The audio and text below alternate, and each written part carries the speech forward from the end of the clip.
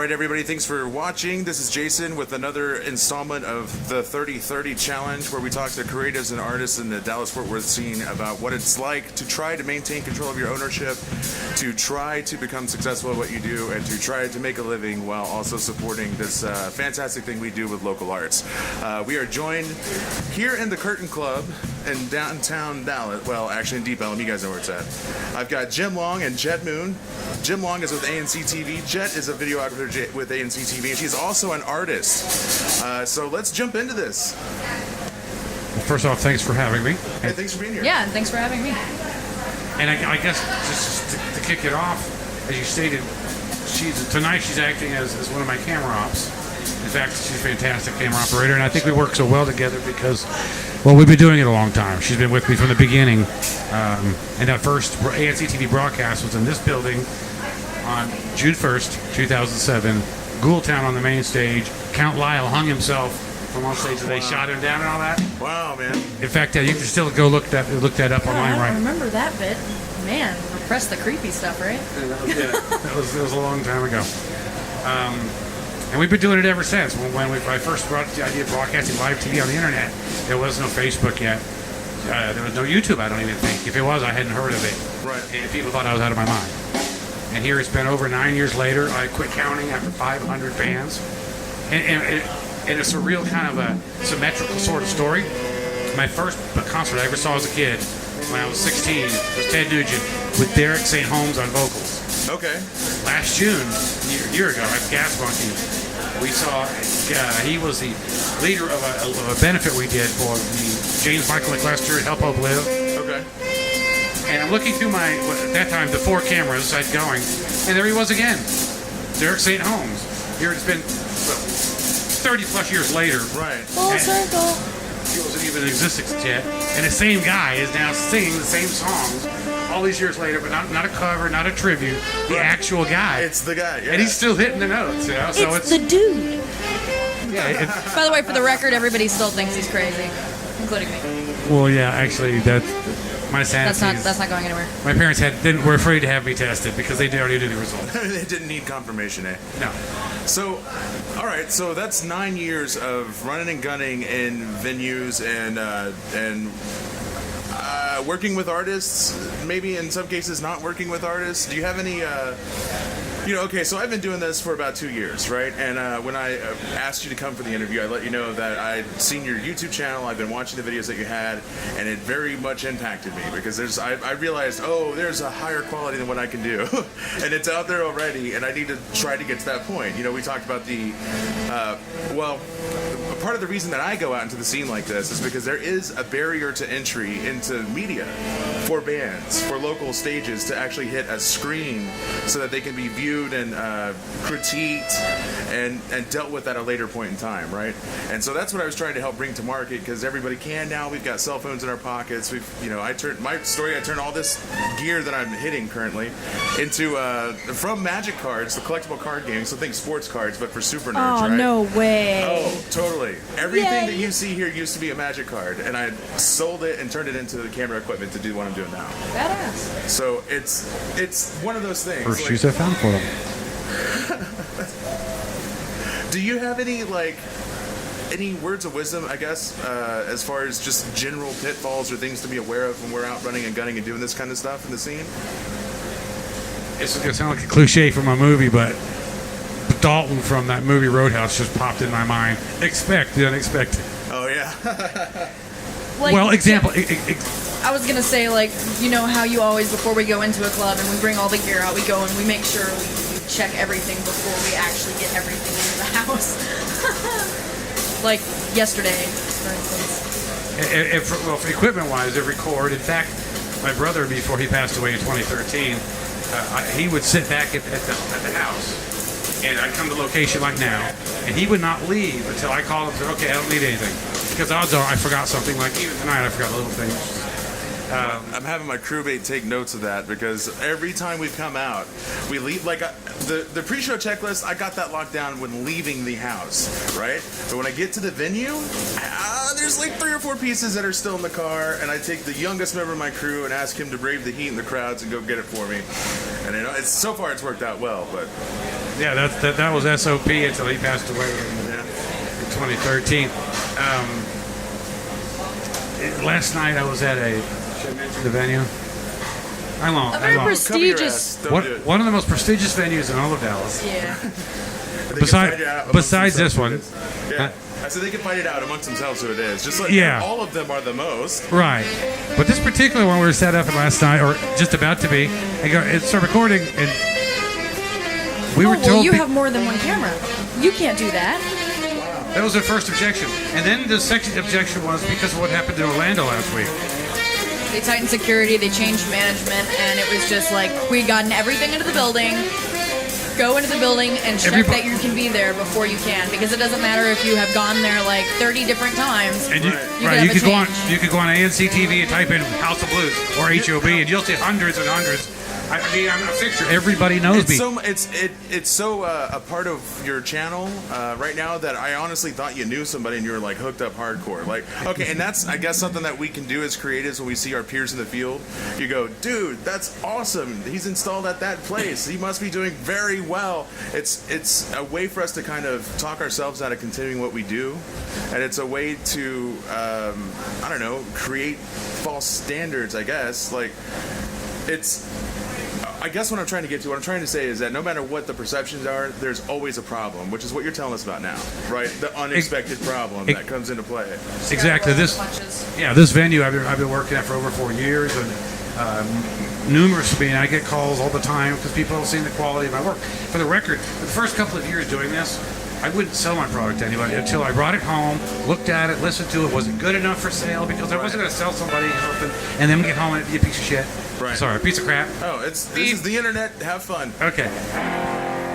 George Carlin just popped into my head. Yeah. I didn't want anybody going home and being pissed about what they bought from me.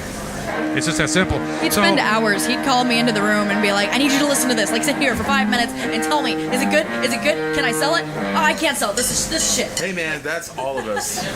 It is. Yeah, no, we're our own worst critics. And I'd like to plug my own business. The model that I'm working currently at the moment is like here tonight, for instance. There'll be 3 bands playing.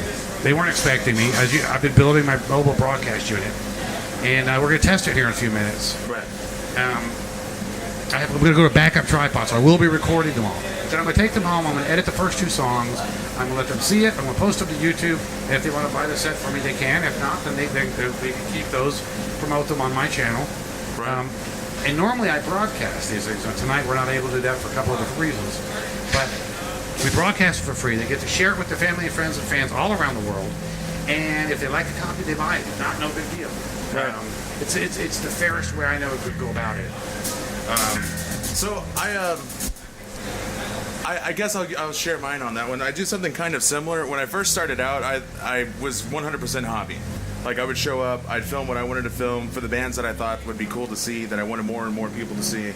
And then I had a buddy basically tell me to get off my ass and do something with this. And I decided, okay, how can I try to sell it? I started attempting to solicit bands. Of course, that didn't go anywhere. And I started attempting to solicit promoters, band managers, and agents of that variety. And they just didn't understand why I was even talking to them in the first place.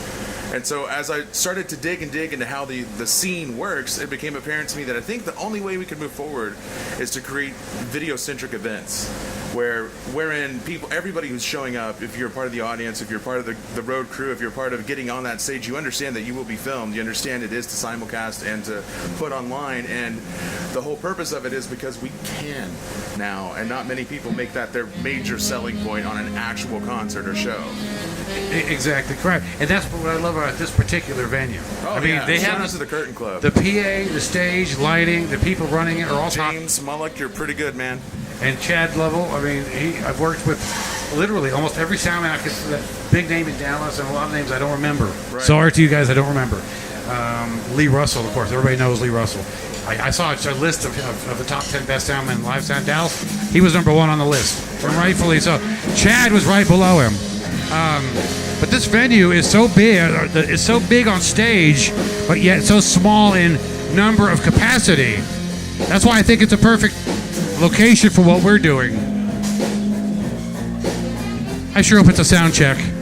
So the question I have for you is, does the concept of a worker-owned cooperative, a place where you go to work, you have a share in the building that you're working in, you're able to democratically vote on how the company makes its policies, how it moves forward with major decisions, and get really damn close to earning a living wage and actually having true ownership of the art that you create. Does that sound like an insane hippie dream to you? Hippie dream. Possibly, but all things start as a dream until someone puts it in action. I think it's a fantastic idea, but there is strength in numbers, and if I understand the parameters of what you're outlining, we would all have a stake in it. It's for everyone to be achieving the same goal. It's a greater success or chance of that goal to be a success. Yeah. Have you ever had any issues with your art or something that you've created being taken out of your hands, or not, like something you can't do anything with? Yes. Yes. Simple answer, yes. Yes. Yes. Okay. Okay. Well, no. Wait. Does it have to be music related? No, not at all. This is anything that you've ever created. I have to. Do it. All right. Okay. Right now, all of you watching this at home, open a separate browser, go to Google Street View. When you go on Google Street View, you can drive around, you'll notice you can click and go from one house to the next to the next. They launched that in 2007. We launched the first virtual city in 2004, Tybee Island, Georgia, 3 full years before Google did it. I hired a business partner because I knew I wasn't smart enough to fill out the paperwork and protect ourselves. Right. He convinced me that he did. I thought we had the paperwork, patent, and all that stuff covered because we were the first of its kind. Right. But it turned out he didn't file outright paperwork. I went public with it, and so I had to settle for a copyright instead of a patent. Which, Right. That's the difference between me never meeting you and today. That's correct. If he had filed the patent, we'd all be rich, and I'd own this place instead of be yeah. But yes, so that was always double check, no matter how much you trust somebody on your intellectual property. Right. And the details, or devil's always in them. Well, at the end of the day, I believe two people shake hands, they agree on something. The paper can't hold that honor. The people do. But when one of them turns out to not be so honorable, the paper could go a long way to saving your ass at a courtroom. Fair enough. Well, do you have anything you want to plug again? Any observations or questions for what I'm doing with the 3030 or what Deep Video is doing in the scene? Yeah, I think you're going to find a lot of great stories. I know I've over 500 bands we've had on ANC TV. A lot of video, a lot of people do different things, from t-shirt makers. I mean, there's a lot of great people that work day jobs, they have their passions, and they're still living it. And even when they get older, like I am, like a lot of us are, still living what we believe in. And I think you're going to find a lot of great stories, and I hope we're one of the, one of them. I think so, man. And like I said, before we go, I'd like to introduce those of you that don't know. This is Jet Moon. Hi. I said her name before. Jet, Jettmoon. I think in the next 6 to 8 months, we're going to release her first album, all originals that she wrote. On top of being one of the best vocalists I've ever shared a stage with, or shot for that matter, when her writing and her passion for the gifts that she's been given to that department come through, well, a couple of years from now, they're going to say Alanis Morissette, they're going to say Anna Nancy Wilson, they're going to say Jet Moon. Oh my God, is my face red yet? Like, do I look like a thermometer? Remember the name, folks? You heard it here first. Jet Moon. This is my dad. Thanks again, everybody, for watching another installment of 30 Videos in 30 Days as Deep Video is trying to get to Austin. It is Austin or bust. We're trying to get to the Worker Cooperative National Conference in Austin, Texas, July 29th through 31st. We're going to keep bringing you creatives, and it's my honest hope that this isn't just a 30-day limitation. We can kind of keep this conversation with the creative demographic in our scene going. Thanks again. Check us out on Indiegogo. Check us out on YouTube. Check out Jim's channel, anctv.us on YouTube. And Not .com, but .us. .us. As in the United States, not communism. There it is. Thanks, guys. Have a good one.